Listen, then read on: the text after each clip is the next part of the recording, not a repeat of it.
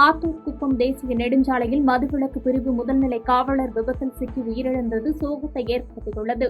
சேலம் மாவட்டம் தாரமங்கலம் கிராமத்தைச் சார்ந்த வீரன் மகன் ஆறுமுகம் 40 வயதுடைய இவர் வாணியம்பாடி மதுவிலக்கு பிரிவில் முதல்நிலை காவலராக பணிபுரிந்து வந்தார். இந்த நிலையில் ஏலரைப்பட்டி கிராமத்திலிருந்து பணியை முடித்துவிட்டு தனது இருசக்கர வாகனத்தில் தேசிய நெடுஞ்சாலை ஆத்தூர் குப்பம் நோக்கி வந்து கொண்டிருந்தார். அப்போது காட்பாடியிலிருந்து வந்த சரக்கு வாகனம் எதிர்பாராத விதமாக ஆறுமுகம் வந்த இருசக்கர வாகனத்தின் மீது மோதியதில் தூக்கி வீசப்பட்டு காவலர் ஆறுமுகம் சம்பவ இடத்திலேயே உயிரிழந்தார். இதனை அறிந்த சரக்கு வாகன ஓட்டுநர் வாகனத்தை அங்கேயே விட்டுவிட்டு தப்பி ஓடினார்.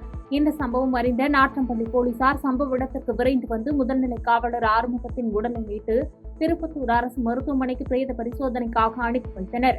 மேலும் இந்த சம்பவம் குறித்து நாற்றம்பள்ளி போலீசார் வழக்கு பதிவு செய்து விபத்தை ஏற்படுத்திவிட்டு தப்பி ஓடிய வாகன ஓட்டுநரை தேடி வருகின்றனர்.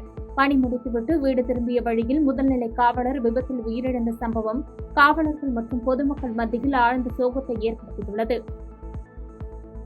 பாதகம் செய்பவரை கண்டால் நாம் பயங்கொள்ளலாகாது பாப்பா, மோதி மிதித்து விடு பாப்பா, அவர் முகத்தில் உமிழ்ந்து விடு பாப்பா. அண்மை செய்திகளை உடனுக்குடன் தெரிந்து கொள்ள இணைந்திருங்கள் இயம்நாடு தொலைக்காட்சியுடன்.